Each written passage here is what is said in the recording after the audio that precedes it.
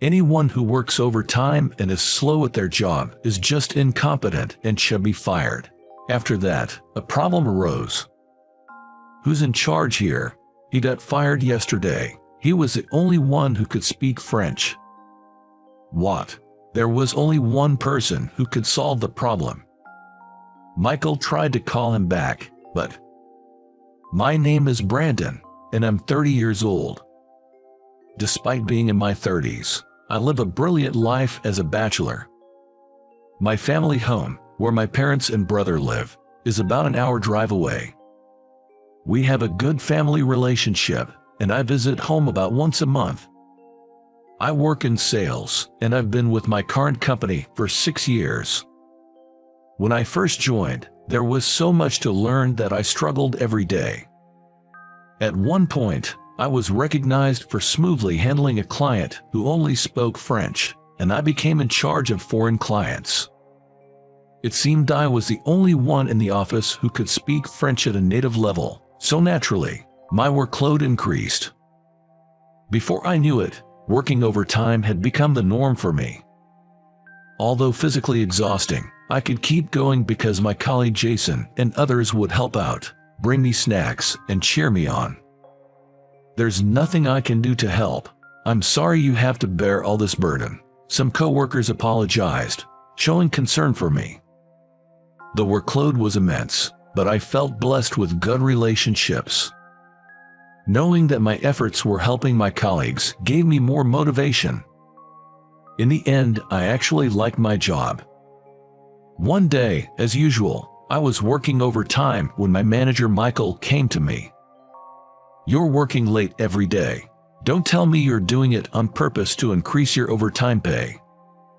Michael was a bit of an eccentric, and even his colleagues tended to keep their distance from him. It was always a bit of a hassle to deal with him. I wouldn't do that. It's just that I have so many calls to make that I can't finish during regular hours. When I said that, Michael frowned. "Do you know what that's called? Incompetence," he said, snorting in a condescending manner. If I could, I'd love to go home on time and just relax. But my workload was double that of other employees. Additionally, some clients were in different time zones, and it would be rude not to call them during their daytime hours. So, working overtime was inevitable to manage my workload. "I'm sorry, but to avoid causing trouble to other employees' work, please let me continue a bit longer." I apologized politely, and Michael left with a click of his tongue. I wondered what Michael was doing so late, but then remembered I was in the middle of work and resumed. The next day, "Thanks to you, the documents for today's presentation will be ready just in time. Always grateful to you. Brandon, I heard that the presentation you did the other day went well. Great job." Other employees would thank me like this every day. Just hearing words of thanks and praise made all the hard work feel worthwhile. I'm honored to be of help. With such positive feedback, I was able to start my workday with great motivation. I wanted to thank everyone else as much as they thanked me. Then, "You should leave on time once in a while. I know you have a lot of work, but remember that taking breaks is also part of the job," said Jason. Heeding his advice, I decided to leave early for once. Thinking of going home early, I sent a text message to my parents. "Can I come over today? I'm getting off work on time for a change." The reply came quicker than expected. "Of course, it's been a while, so I'll cook your favorite dishes and wait for you." Thinking of having a delicious meal instead of a ready-made one tonight made me even more motivated, and I was able to focus more than usual on my work. I thought I had done enough to not trouble anyone, and when I looked at the clock, it was just past the regular closing time. Quickly preparing to leave, I greeted the remaining employees and was about to exit the company when Michael stopped me. "Leaving now? You always work late, don't you?" His usual sarcastic tone. "Yes, I've finished the minimum required tasks for today, so I'll be leaving now. I responded with a smile, not letting Michael's sarcasm bother me. However, Michael didn't seem amused. "Who said you could leave?" As he said this, I heard the sound of papers falling and turned around to see Michael had knocked all the documents off my desk. "Oops, my bad."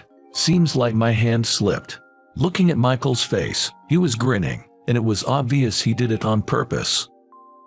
"Oopsie, I accidentally stepped on them." Picked them up quickly. He deliberately stepped on the fallen documents and left with a loud, crude laugh.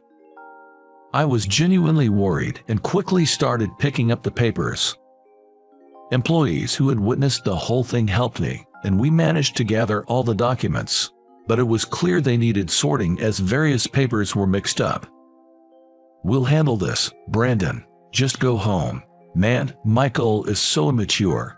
My colleagues, concerned for me, urged me to leave, but there were too many documents, and they would end up working overtime. "Thanks, but I'm fine. I'll do it and go home. You all have other work, right?" I said with a smile, but they insisted on helping, and thanks to them, we finished much faster than expected. However, when I checked the time, it was already 2 hours past the regular closing time, and I had several worried messages from my mom. I hadn't noticed because my phone was in my bag. "Sorry, work suddenly got busy, and it's late. I'll drop by on my next day off. I'm really sorry, especially after you prepared dinner." I sighed with regret as I messaged back. "It's okay as long as you're safe. I was worried something had happened. Come by any time." Reading my mom's reply, I felt a bit calmer and headed home. After the overtime incident, Michael seemed to have targeted me, and his childish harassment continued for a while. I was ordered to redo documents for being unclear and was the only one not receiving company emails. His blatant harassment led to my colleagues often stepping in to help, but the mental strain and stress were gradually building up. With the additional workload and Michael's harassment, I often worked until the last train. Then, one day, while working overtime alone, Michael came again. By now, Michael was a figure of caution for me, and I felt myself tense up. "What is it? What do you mean? What is it? How dare you talk to me like that?" His usual condescending tone. I have grown used to this kind of talk. "Do you even realize how incompetent you are? Just scraping off overtime pay." "I apologize. I'll leave now, then." As I started to prepare to leave, Michael said with a laugh, "No, there's no need for you to come back." "What? Anyone who stays late and is slow at their job is just incompetent and should be fired." Suddenly confronted with this, I stood there, unable to grasp the meaning of Michael's words. "What do you mean?" I managed to speak, my voice strained, and Michael laughed as if pleased. "I mean, incompetents are a nuisance. You don't have to come back. You're fired. Don't make me say it again." Michael left the company with a loud, unpleasant laugh. "I'm fired. Left alone," I muttered to myself, unheard by anyone. After sitting dazed in the office for a while, I realized I had missed the last train and had to take a taxi home. As I looked out of the car window, I thought about the tasks I had to do tomorrow. Tomorrow, I need to prepare the contract for ABC Corporation and the presentation documents too. I have to stay late tomorrow, so I can miss the last train. Is it an occupational habit? Without realizing, I started organizing my tasks for the next day in my head. Then it hit me. "Oh, that's right. I got fired," I muttered, looking at the moon, and the taxi driver asked me to repeat. "It's nothing," I replied with a forced smile and got out of the taxi at my house. I was so drained that I just collapsed onto my bed as soon as I got home. I was so mentally exhausted that, unusually, I woke up before my alarm clock went off. I usually get up at 7 a.m., but it was only 5 a.m. when I checked the time. I tried to go back to sleep, But Michael's words, "You are fired," kept echoing in my ears, preventing me from sleeping. I knew I had to start looking for a new job, but it wasn't easy to just move on, so I just lay there under the covers as time passed. How much time had passed? I realized my phone had been ringing continuously. I picked up the phone and saw it was a colleague. But I didn't feel like answering. I gently placed the phone back down. It was past 10 a.m. when I checked the time. I hadn't noticed it was bright outside as the curtains were closed. I wondered what my colleagues thought about me being fired. Were they angry? Were some of them happy? Was I as incompetent as Michael had said? The incident had broken my spirit, and I could only think negatively. I had been so devoted to my job, more than I realized. Even when I was a newbie, running around to the point of nearly breaking down mentally, I had never felt this low. Ding dong. Lost in my thoughts, I was startled by the sudden ringing of the doorbell. Who could it be? I slowly got up and peered through the door's peephole, and saw it was my father. I was momentarily surprised and hesitated to open the door. Then the doorbell rang again. With trembling hands, I slowly opened the door, and my father smiled upon seeing my face. What kind of face is that? At those words, tears started flowing, and before I knew it, they were streaming down my face. "I'm coming in." Saying that, my father entered, holding a plastic bag. Seeing me in my wrinkled suit, he lifted the bag he was holding. "Want to eat? You probably haven't eaten anything, right?" So my father knew. I felt so pathetic. He entered the room and opened the curtains immediately. Perhaps it was because I had been in a dark room for a while. The sunlight felt unusually bright, perhaps brighter than usual. "The company called. They said you weren't answering your phone, so they contacted our home." "What happened?" I explained the whole situation to my father. He listened, nodding along as I spoke. "So, what do you want to do now?" asked by my father. I was unable to gather my thoughts and could only hang my head. What should I do now? What should I be thinking? How should I act? Seeing me like this, my father began to speak. "Don't deny yourself just because others do. What's important is not what you should do, but what you want to do. People's words can sometimes be sharper than a blade, right? But don't let such people mislead you about your own worth. Nobody can truly determine another person's value. You've done well. Stand tall and be proud." Hearing my father's words, I found myself crying again. My father patted my back reassuringly. "Let's have some food. It's your mom's cooking. If we don't eat, I'll get scolded by her." The thought made me chuckle a little. I had finally managed to smile. I ate the meal prepared by my mother with my father. Her cooking was as delicious as ever. I had lost my appetite since yesterday, but once I started eating, I was surprised at how hungry I actually was. Hunger doesn't let the mind focus forward. For now, just eat well and rest. Things will surely look up. I never thought that at this age, I would be comforted by my father. Perhaps, age doesn't matter in a family. If my father hadn't come, I would probably still be in bed. Not eating, not moving, just spiraling in negative thoughts. Feeling full helped me start looking forward again. After finishing the meal, my father said, "You can always come back home," and then he left my place. Sitting on my bed after he left, I began to think about the future. Even if I was as incompetent as Michael said, I wasn't satisfied with how things ended.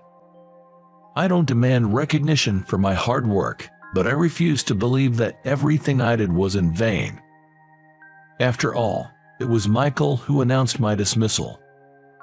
What would Mr. Johnson think about this? It felt unsatisfying to just leave things as they were, acknowledging Michael's actions. I wanted to retaliate, even if in a small way. While I was thinking, my phone rang again. Looking at the display, it was another colleague. After hesitating, I decided to answer. "Hello." As soon as I answered, I heard my colleague's loud voice. "Finally, you answered. You got fired. What's going on?" Exactly what I wanted to know. I told my colleague about last night's incident with Michael. "What? That's crazy, Michael. You should have talked back." Strangely, my colleague was indignant on my behalf. It was a bit amusing to see him angry for me, but it also felt touching. I asked my colleague what happened at the office today and how the employees were reacting. His story wandered a bit, but the gist of it was this. In the morning assembly, a few employees noticed my absence and were discussing contacting me when Michael overheard and laughed, saying I was fired. When asked why, he refused to say, citing it as personal information.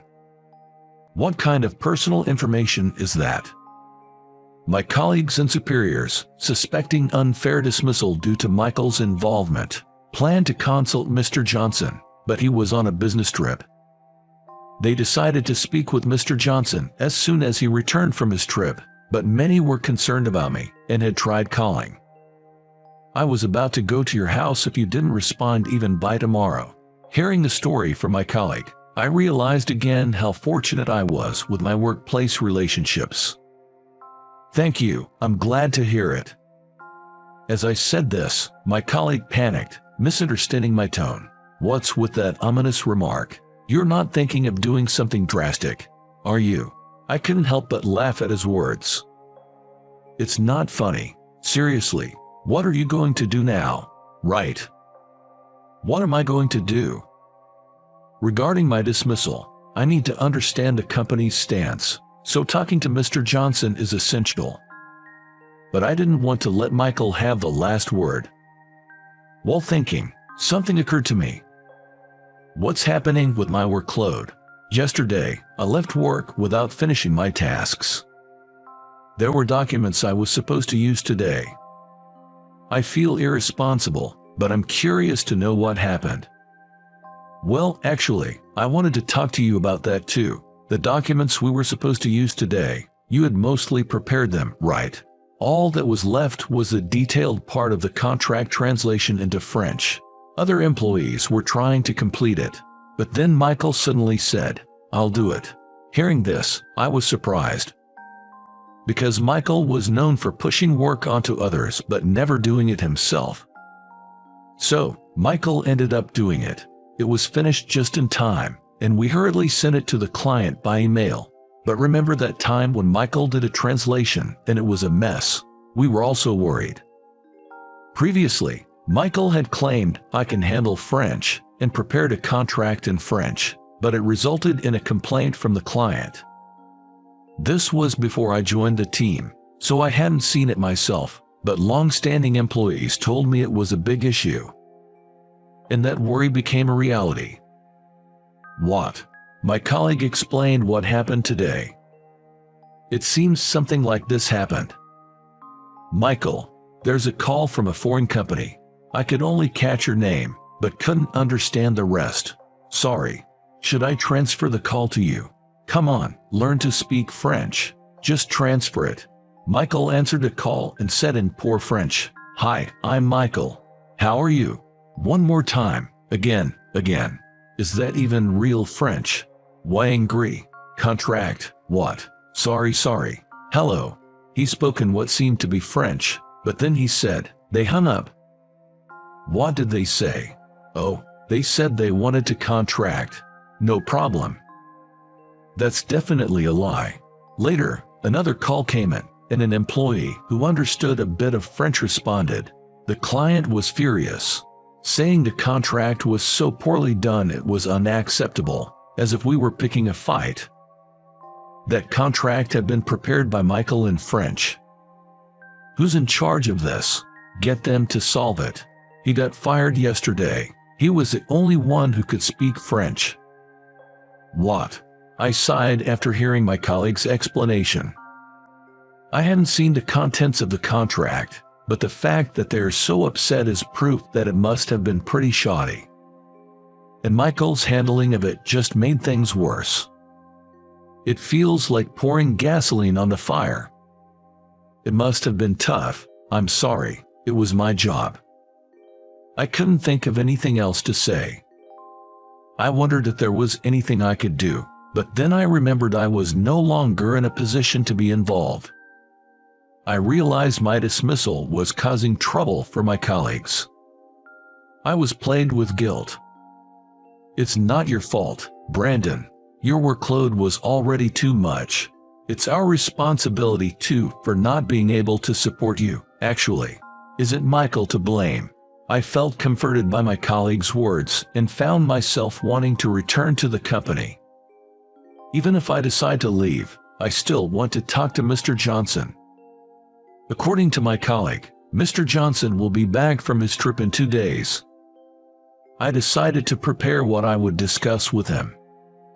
For now, I needed to collect my belongings from the office, so I informed my colleague that I would be coming by tomorrow. He said he would let the supervisor know, and we ended the call. The next day, I went to the company to get my things. Despite being familiar with the route from years of commuting, I felt nervous today. When I arrived at the company, my colleagues gathered around, showing their concern for me. Jason said, "I'm sorry I couldn't be of help," looking frustrated. I told him that it wasn't his fault and assured my colleagues that I was fine. When I mentioned I came to collect my belongings, their expressions turned complex. They seriously considered if there was any way for me to return, showing that they valued my presence. While talking, Michael approached and looked displeased upon seeing me. "Why are you here? This area is restricted to authorized personnel only." "I just came to collect my belongings that I left here. I'll be leaving soon." As I headed towards my desk, Michael loudly called out from behind. "Good timing. Take responsibility for your work before you leave." I turned around at that line. Could he be trying to pin yesterday's incident on me? "What do you mean?" As I asked, Michael smirked.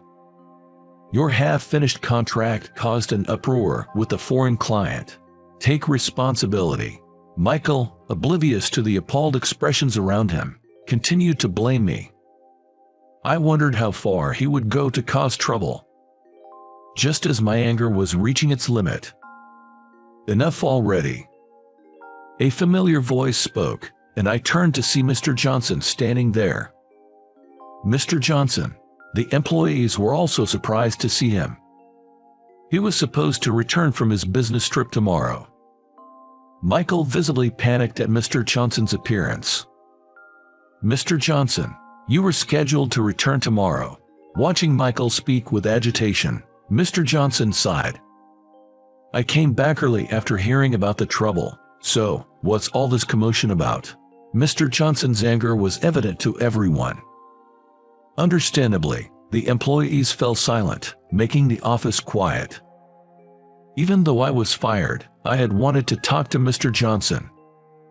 I thought this might be the perfect opportunity, but it didn't seem like the right time to speak up. Shouldn't the commotion be explained and guidance sought? But perhaps, as someone who's been fired, it wasn't my place to say anything. Amid the loud ticking of the clock, Mr. Johnson spoke again. "What's this commotion about? Tell me, Michael." Michael became even more unsettled when he was called out by name.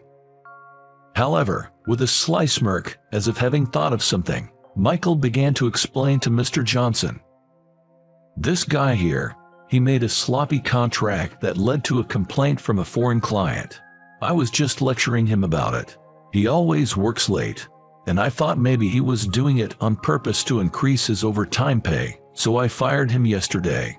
I told him to take responsibility for this mess before he quits." Michael presented himself as if he were doing the right thing. I felt a renewed contempt for him, realizing once again how self-centered he was. Although I didn't want to be attacked by Mr. Johnson, It might be an opportunity to explain my side. If he didn't believe me, it could be a valid reason for leaving. Just as I was about to take a gamble and speak up, Mr. Johnson intervened. "Is that so? Then, Brandon, come to my office." Suddenly, I was filled with tension.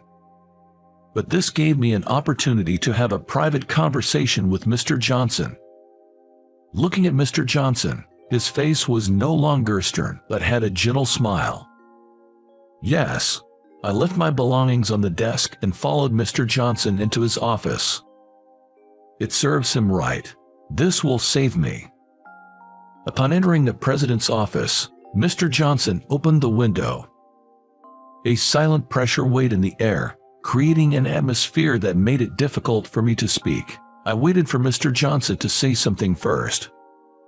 I wondered if I was going to be reprimanded, bombarded with questions, or possibly even faced with discussions about damages or compensation. The atmosphere and tension led me to think the worst.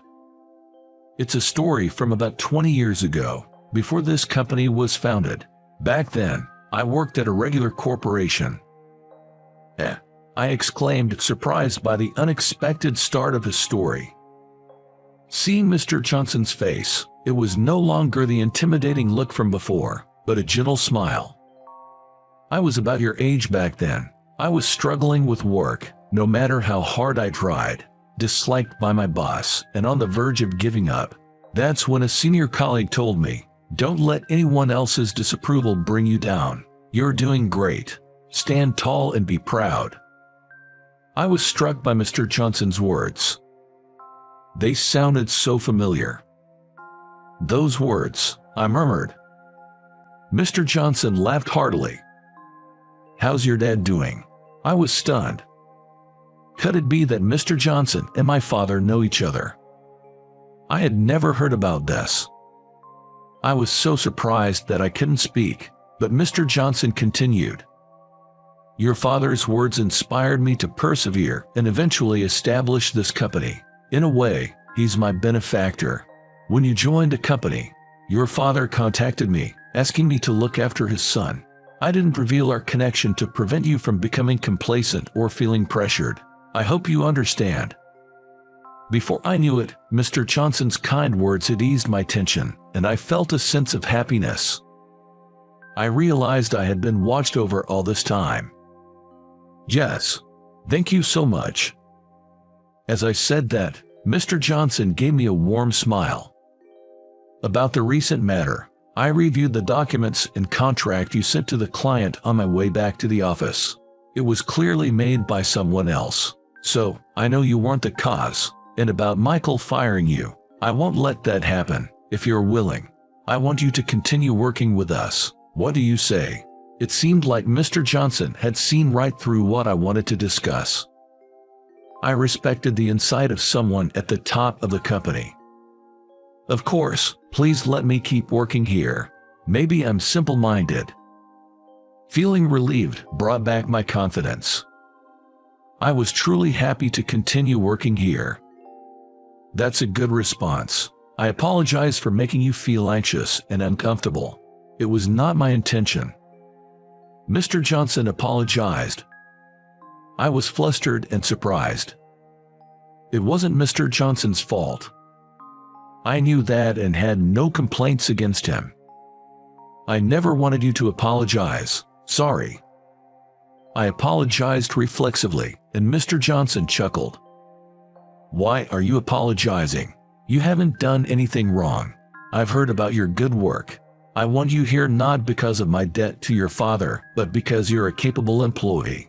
Please understand that." I learned how much being acknowledged can bring happiness and confidence. My eyes welled up with tears, perhaps because of the emotional strain. Mr. Johnson said I could leave, and I exited his office.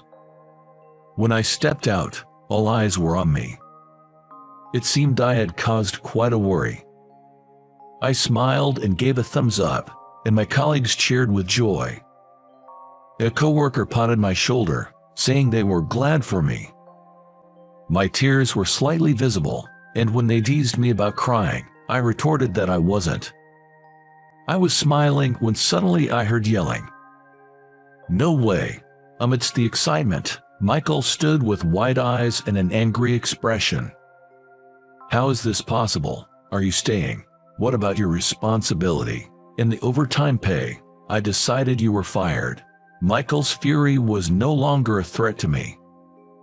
Ignoring him felt easier as I chatted with my colleagues. His anger intensified as he marched towards me. "Don't ignore me. I'm the department head. We don't need someone like you. Get out now." "Oh my, this isn't very calm." Mr. Johnson emerged from his office, hearing Michael's shouts. Michael demanded an explanation from him. "What's going on?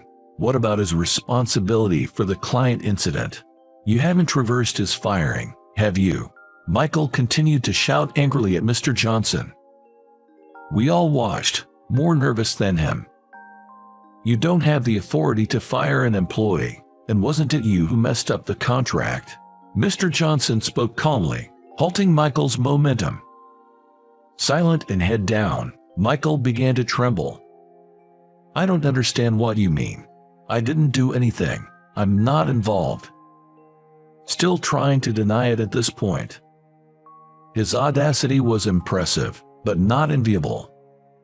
He desperately didn't want to admit his fault. As Michael denied it, I wondered what Mr. Johnson would say. Then, surprisingly, another employee spoke up. "That contract was made by Michael, I'm sure." To my surprise, one of the employees started to testify. Leading the way, other employees also started testifying. I heard Michael ordering the contract to be sent by email. I heard Michael trying to communicate with the client in French, which he couldn't speak properly. I heard it too. It was clear from the conversation that it wasn't going well at all. Michael was taken aback by the successive employee testimonies, but when he shouted, "Shut up!" everyone fell silent. It was remarkable how much disdain he had garnered as a professional, and it was questionable how someone like him could be a department head. I felt a newfound closeness to Mr. Johnson and considered asking him about it later. "Michael, why don't you just accept it gracefully? You are making a bad situation worse." As I said this, Michael turned beet red with anger. It was nothing but a tantrum. And he kept insisting he was not at fault. But Mr. Johnson put an end to this blame-shifting plan. However, we have surveillance footage and computer data history that clearly show your involvement, so no matter what you say, you are fired. Struck by the final blow, he fell silent and froze for a moment. And then, Michael crumbled to his knees. Finally, he was quiet. He muttered in a low voice, sweating profusely, "This wasn't supposed to happen. You'll receive a formal notice later. Go home for today." Eventually, Michael gathered his things and left dejectedly. Thus, the matter was concluded. Afterwards, Michael was fired. It turned out Michael was a distant relative of Mr. Johnson, and Mr. Johnson had been asked to look after him because Michael couldn't hold down a job. Michael had been taking credit for others' work and got promoted to department head. Mr. Johnson admitted it was his responsibility for not seeing through it and expressed his need for self-reflection. Losing his job, Michael entered a self-destructive phase and resorted to gambling. Soon, he couldn't pay his rent and was evicted. In a panic, he found a job with a dormitory, but the shared bathroom and thin walls, with complaints about any noise, made it tough. As for me, I returned to work the next day. My colleague's welcome back gift was a pile of work, just as I expected. But now, I was happy to be busy again. When I was getting into the swing of things, Mr. Johnson came by and limited my overtime to 3 days a week. When I asked why, it seemed that my father had expressed concern, asking, "Aren't you making him work too much overtime?" I was a bit dismayed to have my father involved at this age, but I knew he was concerned about me. With reduced overtime, I started visiting my parents more often. My mother and brother, worried about the recent events, treated me as if nothing had happened, which I greatly appreciated. Later, I learned that my mother was childhood friends with Mr. Johnson. She had wanted to complain to him about the overtime and the recent incident, but my father had calmed her down. My brother had been fired up about taking action against Michael, but again, my father had intervened. This whole situation made me realize how many people were on my side, making me feel fortunate, though maybe a bit overprotective. Later on, I became the training supervisor for a newly hired female employee, which led to us starting a relationship. Another important person was added to my life. I now want to be someone who protects others, and that's how I'm living my life.